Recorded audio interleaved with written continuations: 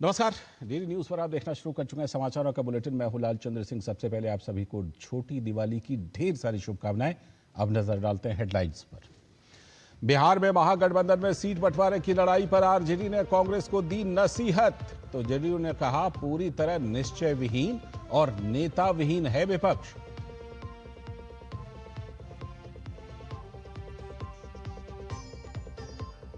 भाजपा ने टीएमसी पर चुनावी लूट का लगाया आरोप।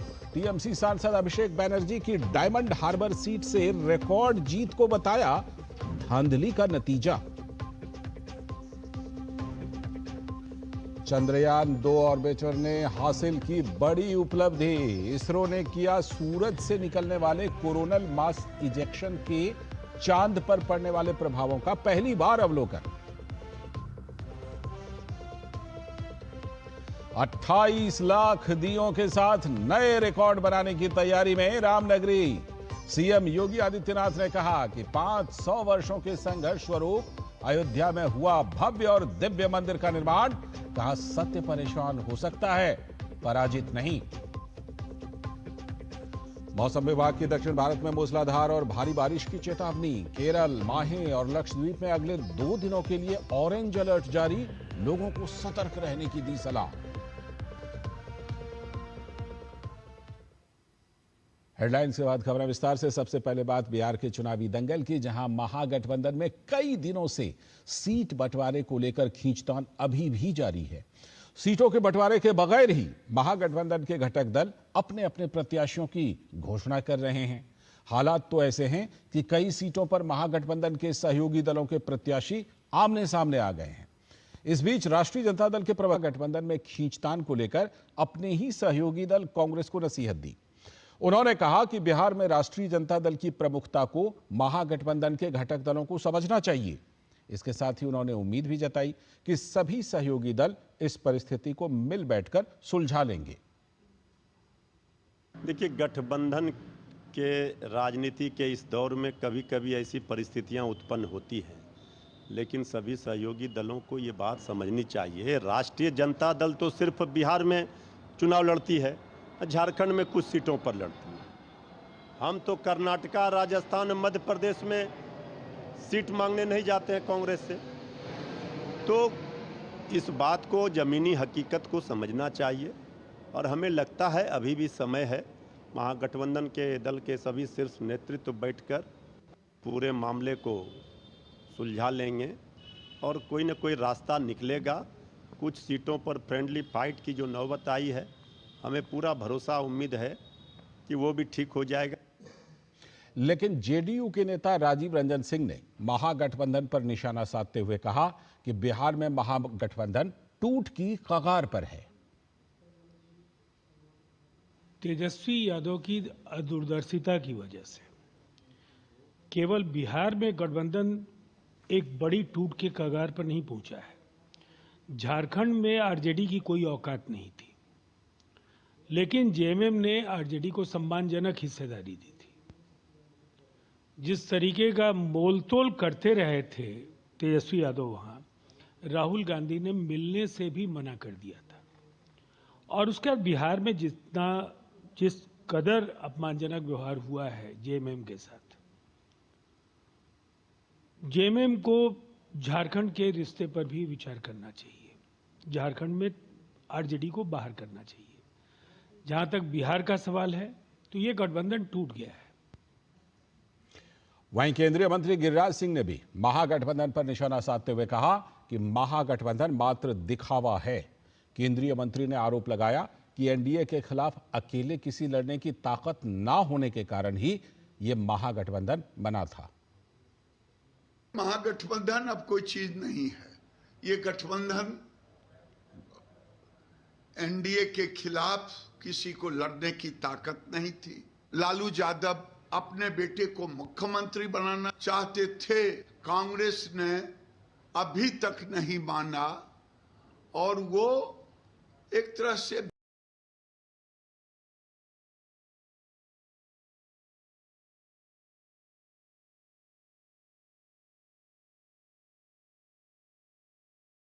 हार हैं, हम एक साथ मिलकर लड़। और भारतीय जनता पार्टी के राष्ट्रीय महासचिव तरुण चुघ ने भी विपक्षी महागठबंधन पर तीखा हमला करते हुए उनकी एकजुटता और नेतृत्व क्षमता पर सवाल उठाए।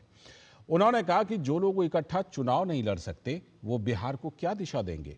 चुघ ने आगे कहा कि जिन दलों के बीच आपसी सहमति तक नहीं बन पा रही है वे बिहार जैसे संवेदनशील और विकास की राह देख रहे राज्य को स्थिर नेतृत्व कैसे दे पाएंगे। जो लोग इकट्ठे चल नहीं सकते, इकट्ठे सोच नहीं सकते, इकट्ठे चुनाव नहीं लड़ सकते, वो बिहार को क्या दिशा देंगे। जो दल आपसी सहमति तक नहीं बना पा रहे, ये बिहार जैसे बड़े राज्य के लिए स्थिर नेतृत्व और विकास की दिशा कैसे तय करेंगे।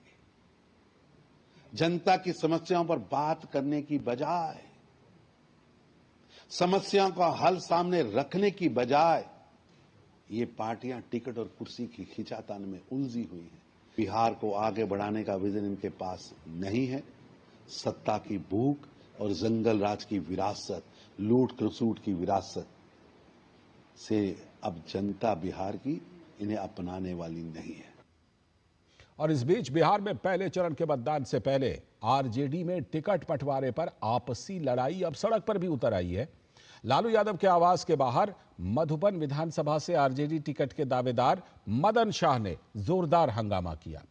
टिकट कटने पर उन्होंने अपना कुर्ता तक फाड़ दिया और आरजेडी पर पैसे लेकर टिकट बेचने के गंभीर आरोप भी लगाए। तेजस्वी जी, लालू जी बुलाकर हमको बोले कि तुम लड़ो, हम टिकट देंगे। हम काम करते रहे, 90 से काम करते हैं पार्टी में। और तेल पियावन, लाठी भजावन, और गरीब रहेला।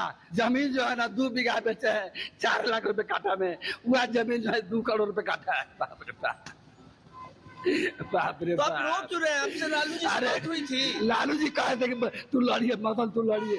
मीसा भारती कही थी कि तू लड़िए भैया। उनके पति कहे कि तू लड़िए, तू सीट निकाल ले। सरकार नहीं बनेगा इसका, ये 25 को बस्ती बन जाएगा लालू।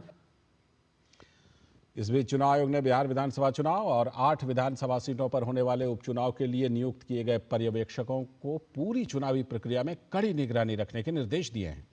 चुनाव आयोग ने जानकारी दी कि बिहार विधानसभा चुनाव के पहले चरण के लिए 121 सामान्य पर्यवेक्षक और 18 पुलिस पर्यवेक्षक नियुक्त किए गए हैं, तो वहीं दूसरे चरण के लिए 122 सामान्य पर्यवेक्षक और 20 पुलिस पर्यवेक्षक तैनात किए गए हैं। इसके साथ ही 8 विधानसभा सीटों पर उपचुनाव के लिए 8 सामान्य और 8 पुलिस पर्यवेक्षक भी नियुक्त किए जाएंगे। चुनाव आयोग ने सभी पर्यवेक्षकों को पूरे चुनावी माहौल पर नजर रखने और हर प्रत्याशी को समान अवसर उपलब्ध कराए जाने के निर्देश जारी किए। अब बात पश्चिम बंगाल की, जहां डायमंड हार्बर सीट से तृणमूल सांसद अभिषेक बनर्जी की रिकॉर्ड जीत पर अब सियासी बवाल मच गया है। भाजपा के नेता अमित मालवीय ने इस जीत को चुनावी लूट का नतीजा बताया है। मालवीय ने एक्स पर पोस्ट कर आरोप लगाया कि पूर्व पीठासीन अधिकारी स्वपन मंडल के खुलासे से यह साफ है कि चुनाव के दौरान सुनियोजित तरीके से विपक्षी मतदाताओं को मतदान से रोका गया। ईवीएम मशीनों में विपक्षी उम्मीदवारों के बटन पर काला टेप लगाया गया और मृत या अनुपस्थित मतदाताओं के नाम पर फर्जी वोट भी डाले गए। उन्होंने सवाल उठाया कि अगर सब कुछ पारदर्शी है तो मुख्यमंत्री ममता बनर्जी एसआईआर प्रक्रिया का विरोध क्यों कर रही हैं। अमित मालवीय का दावा है कि टीएमसी की बढ़त फर्जी वोटों के सहारे ही बनाई गई और पारदर्शी जांच होने पर यह खुलासा हो जाएगा। उन्होंने कहा कि लोकतंत्र की बहाली के लिए इस लूट मॉडल को खत्म करना जरूरी है। और अब बात जीएसटी बचत उत्सव की।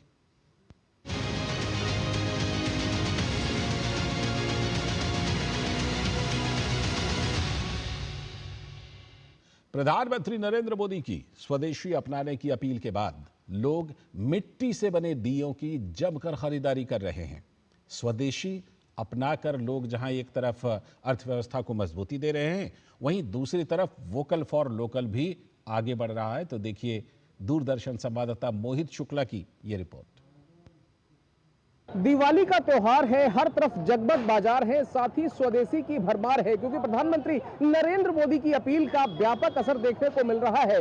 लोग दिल्ली की सड़कों पर खरीदारी करने के लिए निकले हुए हैं। लोग स्वदेशी को यहां प्रमुखता दे रहे हैं। अब से कई सालों पहले आपने देखा होगा कि लोग खरीदारी करते थे, अपने घरों को जगमग करते थे। किससे करते थे? वो चाइनीज लाइटों से। लेकिन इस बार आप देखिए, लोग जमकर दियों की खरीदारी कर रहे हैं, क्योंकि दिए से ही दिवाली है, और जब दिवाली है तो फिर खरीदारी भी जम के होगी। बहुत स्वागत है। क्या नाम है आपका? नितिन वर्मा।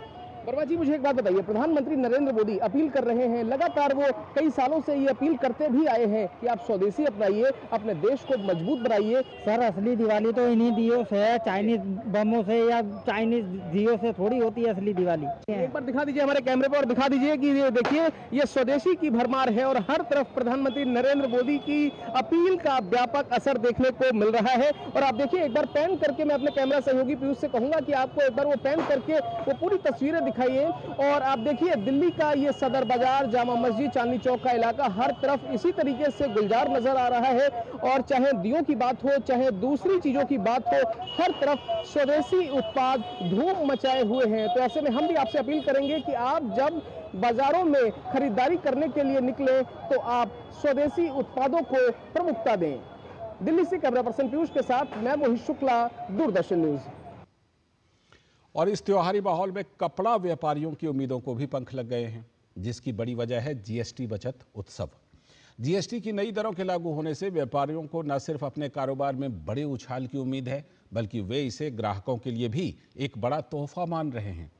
दिल्ली का दिल कहे जाने वाले करोल बाग के कपड़ा बाजार में इस उत्सव को लेकर क्या तैयारियां हैं और व्यापारी कितने उत्साहित हैं, इसी का जायजा लिया है हमारे संवाददाता अंकित मिश्रा ने।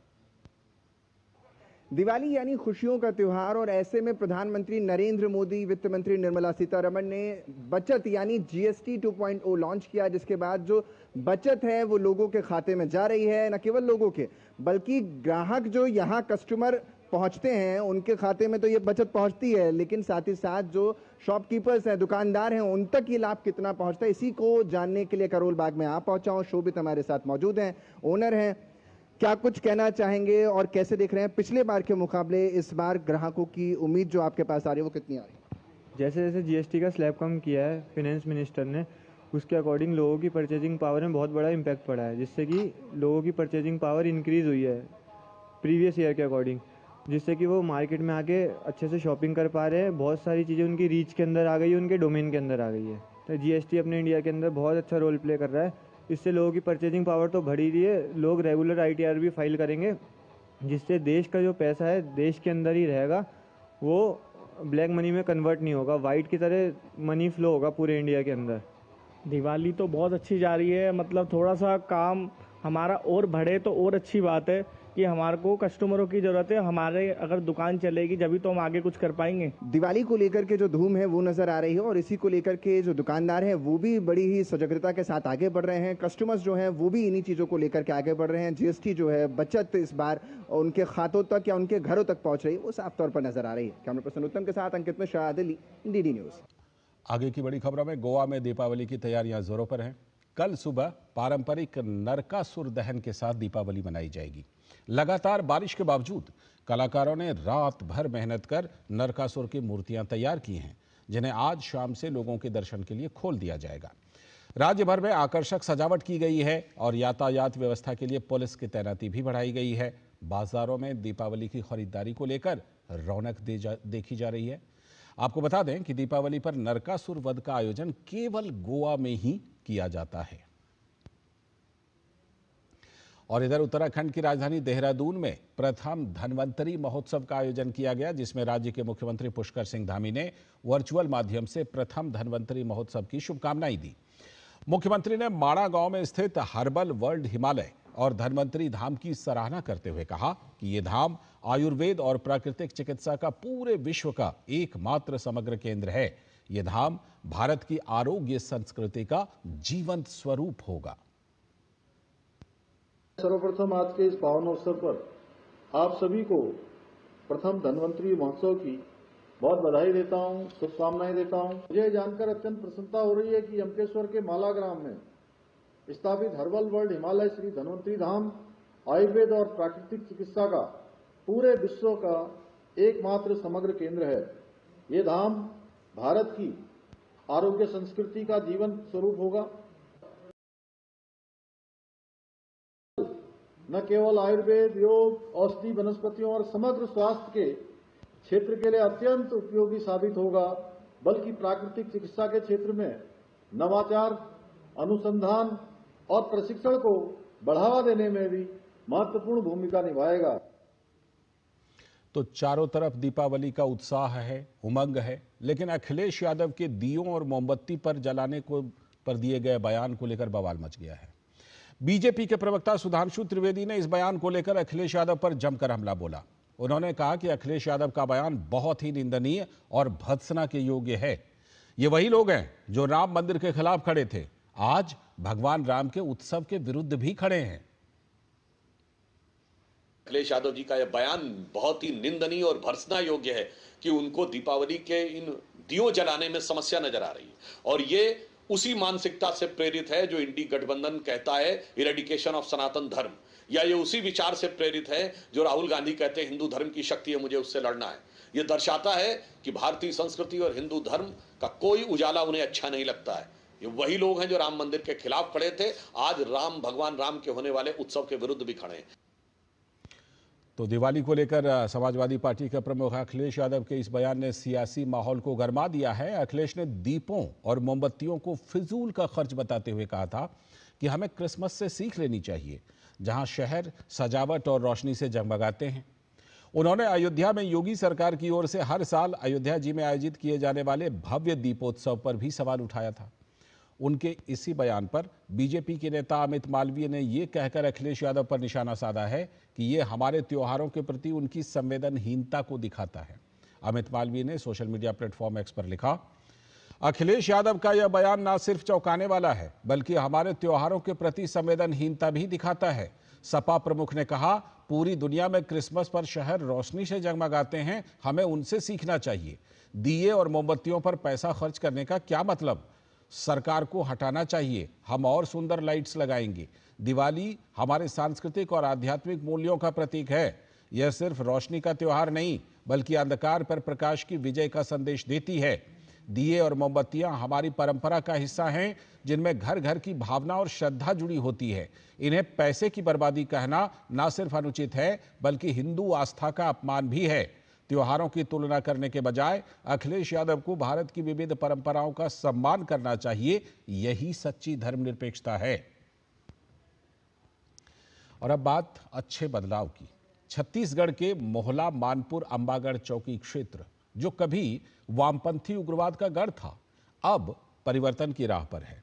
भारत तिब्बत सीमा पुलिस यानी आईटीबीपी की 27वीं बटालियन के प्रयासों से पहली बार इस क्षेत्र के 10 आदिवासी युवाओं, जिनमें 2 युवतियां भी शामिल हैं, इन युवाओं ने एसएससी और छत्तीसगढ़ पुलिस कांस्टेबल भर्ती परीक्षा में सफलता प्राप्त की है।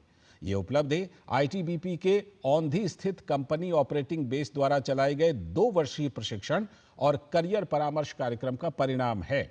युवाओं को सम्मानित करते हुए कमांडेंट विवेक कुमार पांडे और एसपी यशपाल सिंह ने उन्हें बदलाव का दूत बनने का संदेश दिया। इस परिवर्तन की नींव मजबूत सुरक्षा अभियानों से रखी गई, जिनमें 2024-25 के बीच कई नक्सली ढेर किए गए, आत्मसमर्पण हुआ और नेटवर्क ध्वस्त कर दिए गए। आईटीबीपी ने न केवल सुरक्षा प्रदान की बल्कि शिक्षा, चिकित्सा और सामुदायिक सेवा के जरिए स्थानीय विश्वास भी जीता। फील्ड अस्पतालों और पशु चिकित्सा सेवाओं से 5000 से भी अधिक लोग लाभान्वित हुए। अब यह क्षेत्र हिंसा से उबरकर विकास और अवसरों की नई कहानी लिख रहा है। यह बदलाव पूरे बस्तर कांकेर क्षेत्र के लिए प्रेरणा है। नारकोटिक्स कंट्रोल ब्यूरो यानी एनसीबी ने मध्य प्रदेश के रतलाम में छापेमारी करके अवैध रूप से अल्प्राजोलम बनाने वाली एक अवैध लैब का भंडाफोड़ किया है। इस कार्रवाई में करीब 13 किलो 762 ग्राम अल्प्राजोलम बरामद किया गया, जिसकी कीमत अवैध बाजार में 3 करोड़ 44 लाख रुपए आंकी गई है। एनसीबी ने इस दौरान बड़ी मात्रा में रासायनिक पदार्थ और प्रयोगशाला के कई उपकरण भी बरामद किए। इस कार्रवाई में एनसीबी ने एक बीटेक स्नातक और एक बी फार्मा स्नातक को गिरफ्तार भी किया है। अब एक उपलब्धि की खबर। भारत ने चिकित्सा क्षेत्र में एक बड़ी उपलब्धि हासिल की है। देश ने अपनी पहली स्वदेशी एंटीबायोटिक नेफेथ्रोमाइसिन विकसित की है, जो ऐसे श्वसन संक्रमणों के इलाज में प्रभावी है जिन पर आम एंटीबायोटिक दवाएं असर नहीं करती। यह दवाई खासतौर से कैंसर और मधुमेह से पीड़ित मरीजों के लिए उपयोगी साबित हो सकती है, जिनकी रोग प्रतिरोधक क्षमता काफी कमजोर होती है। इस एंटीबायोटिक को भारत सरकार के जैव प्रौद्योगिकी विभाग और निजी फार्मा कंपनी वॉकहार्ट के सहयोग से तैयार किया गया है। केंद्रीय मंत्री डॉक्टर जितेंद्र सिंह ने इस सफलता की सराहना करते हुए कहा कि भारत को अनुसंधान और नवाचार में वैश्विक मान्यता प्राप्त करने के लिए एक आत्मनिर्भर नवाचार पारिस्थितिकी तंत्र का निर्माण करना चाहिए। साथ ही स्वदेशी एंटीबायोटिक को दवा क्षेत्र में आत्मनिर्भरता की दिशा में एक महत्वपूर्ण उपलब्धि उन्होंने बताया। अखंड भारत के शिल्पकार और एकता के सूत्रधार सरदार वल्लभ भाई पटेल की 150वीं जयंती पर अपनी श्रद्धांजलि देने के उद्देश्य से 13 वर्षीय आरव भारद्वाज ने एकता मूर्ति साइकिल यात्रा शुरू की है। दिल्ली गुजराती समाज भवन से अपनी यात्रा शुरू कर वो 31 अक्टूबर को गुजरात के केवड़िया स्थित स्टैच्यू ऑफ यूनिटी पहुंचने वाले हैं। 13 वर्षीय आरव भारद्वाज निकले हैं एकता मूर्ति साइकिल यात्रा पर। 19 अक्टूबर से 31 अक्टूबर के बीच 1250 किलोमीटर तय कर आरव स्टैच्यू ऑफ यूनिटी पहुंचेंगे। उनके साथ उनके पिता और दादा भी इस यात्रा पर निकले हैं। सरदार वल्लभ भाई पटेल की 150वीं जन्म जयंती पर दिल्ली गुजराती समाज भवन से इसकी शुरुआत की गई। मैं जहाँ से गुजरूंगा मैं वहाँ पर लोगों को एकता का संदेश दूंगा और मैं लोगों को एनकरेज करूंगा कि उन्हें हमारे फ्रीडम फाइटर्स को श्रद्धांजलि अर्पित करनी चाहिए, उन्हें रिस्पेक्ट करनी चाहिए और बच्चों को वीडियो गेम्स खेलने के बजाय उन्हें स्पोर्ट्स में ज़्यादा ध्यान देना चाहिए और देश का नाम रोशन करना चाहिए। ये जो हमारी यात्रा है ये है, इसका उद्देश्य है सरदार वल्लभ भाई पटेल जो हमारे आयरन मैन ऑफ इंडिया है उनकी 150वीं जयंती को श्रद्धांजलि अर्पित करने के लिए मेरा बेटा जो है 13 साल का वो यहाँ से लेके और स्टैच्यू ऑफ यूनिटी केवड़िया तक साइकिल चलाएगा। ये जो यात्रा है ये आज यहाँ से शुरू होगी और 30 अक्टूबर को हम स्टैच्यू ऑफ यूनिटी केवड़िया पहुँचेंगे। 31 तारीख को वहाँ पे आरव सरदार वल्लभ भाई पटेल जी की जो स्टैच्यू है स्टैच्यू ऑफ यूनिटी वहाँ पे श्रद्धांजलि अर्पित करेगा। इस अवसर पर पहुंचे नेफेड के निदेशक ने कहा कि यह यात्रा देश के नौनिहालों को राष्ट्रीय एकता और खेल के प्रति उत्साहित करेगी। इस यात्रा से राष्ट्र की एकता अखंडता का संदेश तो जाएगा ही जाएगा, उसके साथ साथ लोग स्पोर्ट्स को चुनें और साइकिलिंग को चुनें, ये मैसेज भी इस बच्चे की यात्रा के माध्यम से देश में जाने वाला है, जो मुझे लगता है हमारे देश के लिए बहुत जरूरी है। इससे पहले भी आरव साइकिल की 2 लंबी यात्राएं कर चुके हैं। उन्हें खेल श्रेणी में राष्ट्रपति ने प्रधानमंत्री राष्ट्रीय बाल पुरस्कार 2025 से भी पुरस्कृत किया है। Chandrashekhar, DD news. और अब खबर खेल के मैदान से। भारत और ऑस्ट्रेलिया के बीच खेले गए 3 मैचों की वनडे सीरीज के पहले मैच में भारत को हार झेलनी पड़ी। भारतीय टीम को ऑस्ट्रेलिया ने 7 विकेट से हरा दिया। भारत द्वारा मिले 131 रनों के लक्ष्य को ऑस्ट्रेलिया ने 21 ओवर और 1 गेंद में ही हासिल कर लिया। ऑस्ट्रेलिया के लिए मिशेल मार्श ने 46 रन बनाए, जबकि जोश फिलिप ने 37 रनों की पारी खेली। मैट रेनशॉ 21 रन बनाकर नाबाद रहे। इससे पहले मैच में टॉस हारकर पहले बल्लेबाजी करते हुए वर्षा बाधित मैच में भारत ने 26 ओवर में 9 विकेट पर 136 रन बनाए थे।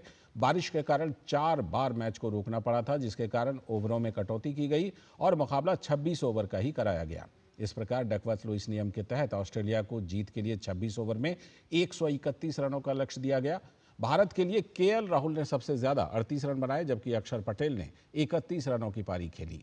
टीम के सलामी बल्लेबाज रोहित शर्मा 8 रन बनाकर हेजलवुड का शिकार बने, तो वहीं विराट कोहली को मिचेल स्टार्क ने 0 पर चलता कर दिया और कप्तान शुभमन गिल भी 10 रन बनाकर ही पेविलियन वापस लौट गए। इसके साथ इस बुलेटिन में फिलहाल इतना ही। हमें दीजिए अनुमति। नमस्कार।